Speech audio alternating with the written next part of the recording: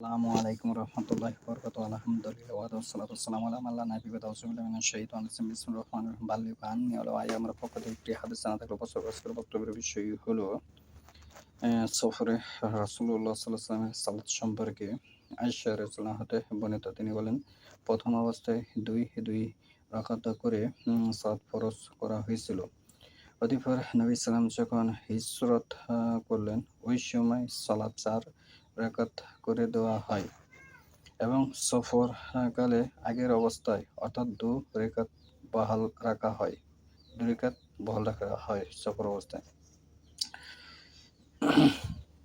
আব্দুর রাজ্জাক রাদিয়াল্লাহু আনহু মামার সূত্রে রওয়াত বর্ণনা ইয়াজিদ ইবনু জুরাই এর অনুসরণ করেছেন। আব্দুর রাজ্জাক এই আব্দুর রাজ্জাক নয়, আব্দুর রাজ্জাক এটি পূর্বের আব্দুর রাজ্জাক। মানুষেরও ভুল বুঝে নেবে, এই জন্য আমি বিষয়টা বলে দিলাম। হাদিস হচ্ছে সহিহুল বুখারীর ৩৯৩৫। যেহেতু হাদিস সহিহুল বুখারীতে এসেছে, তাহলে এই আব্দুর রাজ্জাকের বস্তু এই যুগের লোক সে, তাহলে সে বুখারী তার কথা কিভাবে যাবে? এজন্য বিষয়টা আমি খোলামেলা উপস্থাপন করলাম। আন আয়েশা রাদিয়াল্লাহু আনহা ক্বালাত ফুরিজাত, এই যেখানে যে ফুরিজাত শব্দ এসেছে এটাকে ফরজ বলা হয়, কিন্তু হোল পৃথিবীর মধ্যে ৯৯৯ জনে কিন্তু ফুরিদাত বলবে। এই ফুরিদাত বলার কারণে কিন্তু এখানে ফরজ শব্দটা তারা বের করতে পারবে না। উচ্চারণ হবে ফুরিজাত, তাহলে বাংলা হবে ফরজ। ফুরিজাত সালাত ফরজ করা রাকআতাইনি ২ রাকাত করে। সুম্মা অতঃপর হাজআরা নবী সাল্লাল্লাহু যখন হিজরত করেন, ফুরিজাত অতঃপর ফরজ আরবাআন ৪ রাকাত হয়।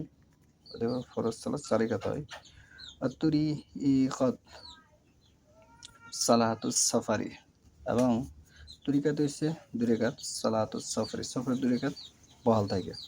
আল উলা তাবাআহু আব্দুর রাজ্জাক আন মামার, আব্দুর রাজ্জাক মামার সূত্রে এভাবে এসেছে।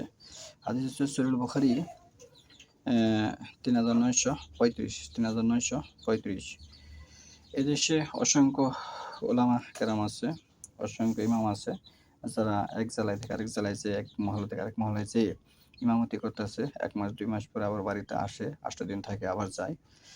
তাদের কিন্তু এই ইমামতিতে এই হাদিসের বিরোধিতা হচ্ছে। তারা হাদিস সম্পর্কে আগে জ্ঞান গর্ব জানুক, হাদিস সম্পর্কে আগে গবেষণা জানুক, বুঝুক, তারপর তারা ইমামতি করুক। এতে আমার কোনো দ্বিমত নেই।